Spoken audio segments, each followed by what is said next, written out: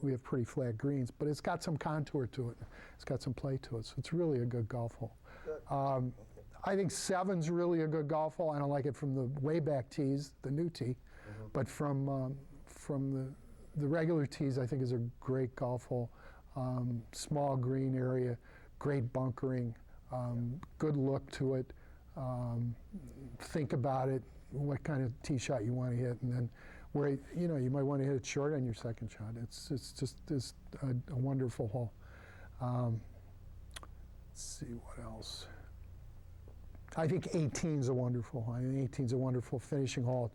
It's got as much topography as we have around here, and it's got a creek, and it's got some good visuals on the bunkering, and it's got a lot of elements, and the green is large and offers some good putting opportunities and some opportunities to screw up. And I've hit it into the halfway house myself. I think in a match against Dave Hessler, and God knows, odd 8 or whatever the hell it was, I hit one out of the bunker, still going into the parking area. So there's lots of elements. But I do think we should plant some trees behind the green to block out the visuals, which I've brought up more than 90 times. But in other words, that some purple plums or something to block. I don't think the halfway house is the best looking thing we have on the golf course, and especially in the cart barn, especially behind the 18th green. So that's a bone of contention I have right now. But it's a great golf hole, and those are the 3. Yeah, was there anything that you wanted to do or would recommend in the future to be done to the course, whether it's a bunker, a tee positioning,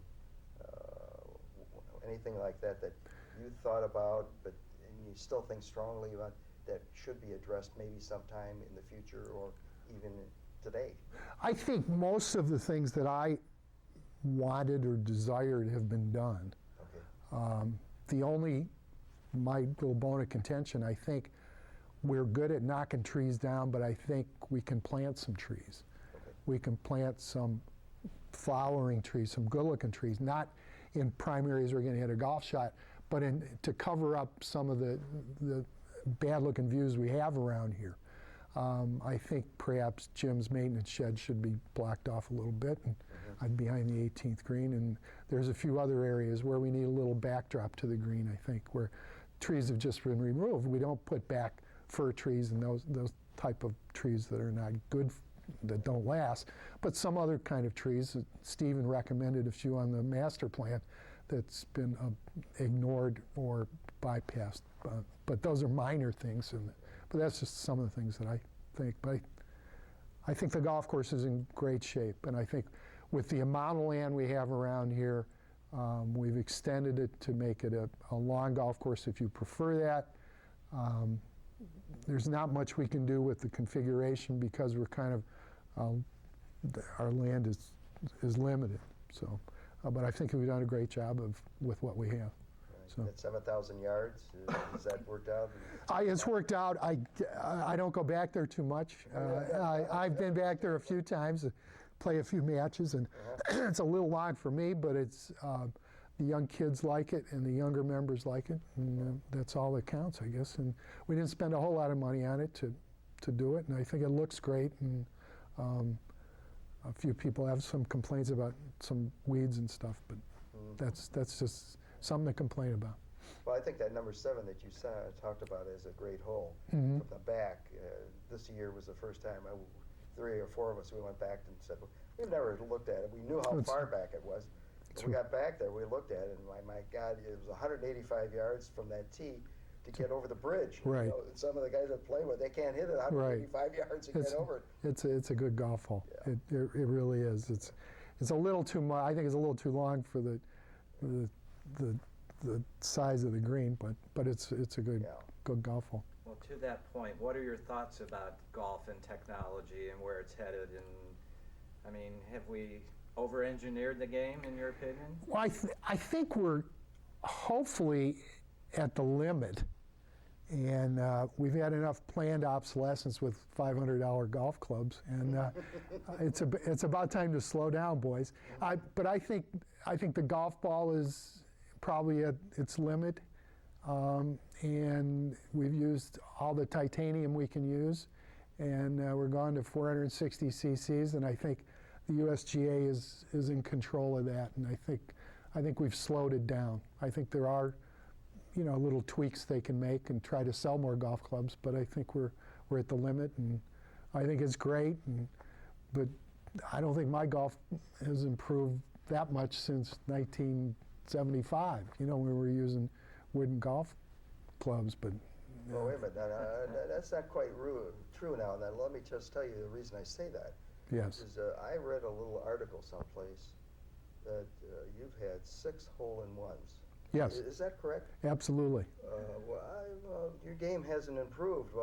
It started off, my first one was in the 80s, I think, and I hit with a 6-wood, had a wooden 6-wood. It doesn't matter, though. And this last one I hit with a hybrid, so things have changed.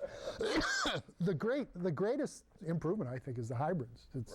It's incredible, and a few guys I play with, I also play at Sharon Golf Club since 1995, and I played a lot of golf down there. And a couple of the guys I play with down there, I said, let's play a round without hybrids. They thought I was nuts. They said, we can't find a 3 and 4 iron. We've lost them, But I have had 6 holes in one at different places. I've only had one here, actually. Where was that? Number 12. 12. Actually, it was Waitrose' first year here. Was that the old 12 or new 12? It was the new 12. New 12, okay. Waitrose' first year, and that was my second hole in one. And then since then, I've had them at various places. I've had a couple down at Sharon, or I've had 3 at Sharon actually. So that's a great golf course. yeah, it's fun. It's fun to play, and the greens are nice and big and different than here. So it's good.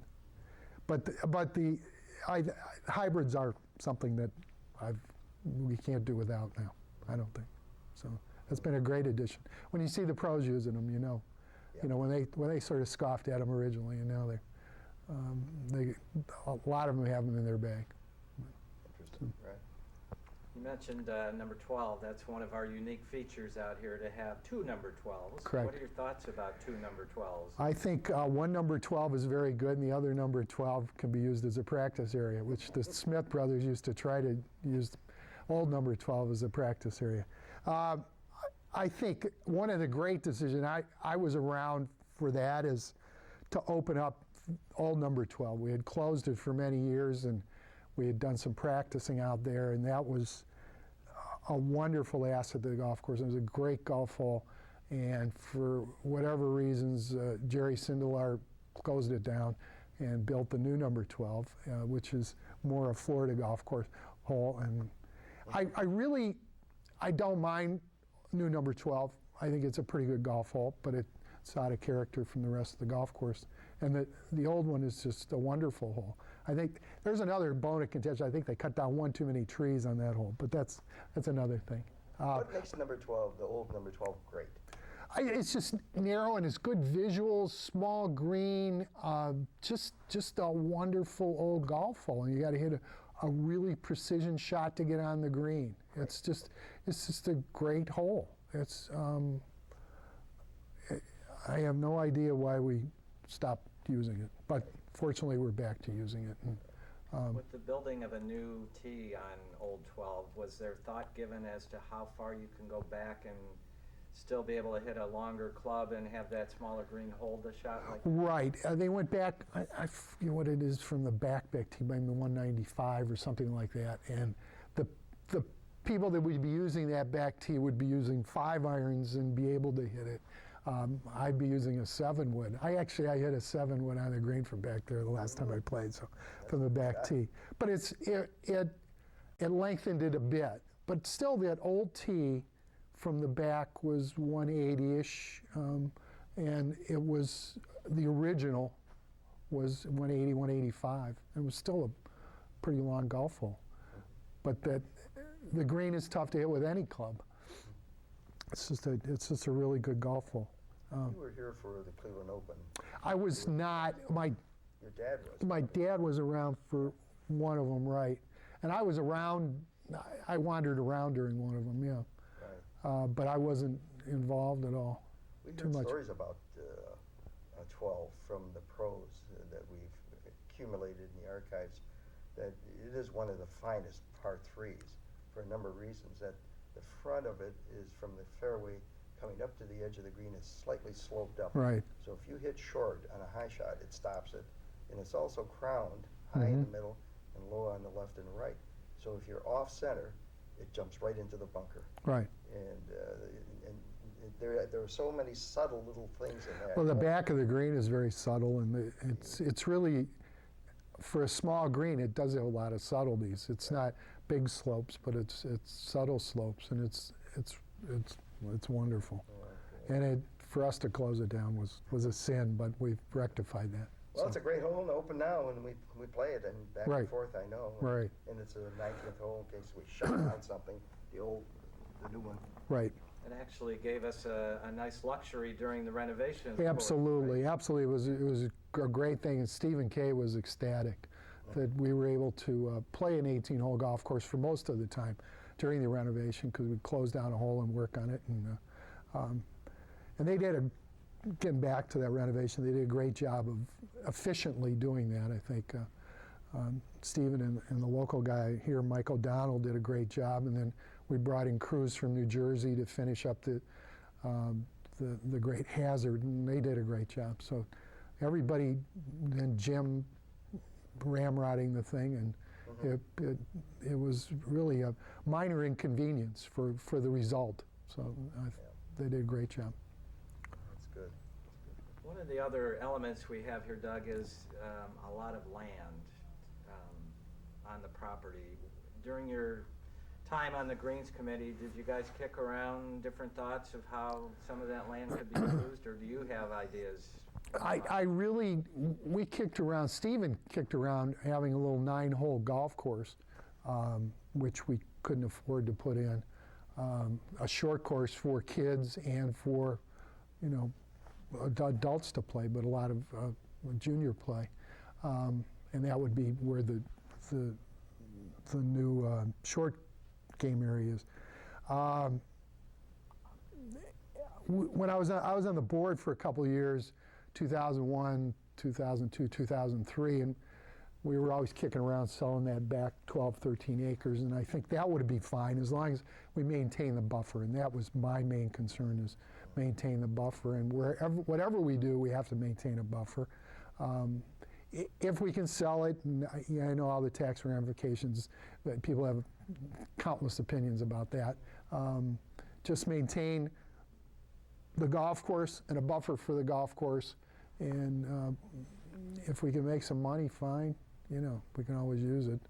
But we never had any specific ideas about it. We couldn't do, we were in charge of the golf course, we couldn't do much with the golf course. It was limited, and in the expansion we could make. But I think we've used all the areas we can for the golf course, and beyond that, as long as there's a buffer, and as long as we don't have to spend a lot of money in taxes, I think let it rip and see what we can do. 2 questions. Sure. First one, your comments and thoughts about new irrigation system, pump house, building a reserve lake. Mm-hmm. And the second question is the status of the maintenance in the the Greens Committee equipment where Jim has it. We were back there. If we had a unlimited purse, what will we do in those 2 areas that you would recommend? Well, I do think we have to do the irrigation, and that's not in the budget, but it's been on the forefront of everybody's mind for the last 4 or 5 years.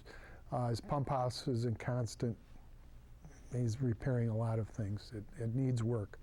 The irrigation system needs work. It was probably not the best one to put in when we put it in the early 60s or whenever we put it in. And it's absolutely a necessity to build a new irrigation system. I'm not sure about the water retention, the other lake. Stephen believes in it fully, so I'll have to go along with him. He's more, he's been involved in these things before, and he knows that water is a great commodity, and with this, every now and then we have drought conditions, we can't afford to buy city water, so I think that is a very great concern.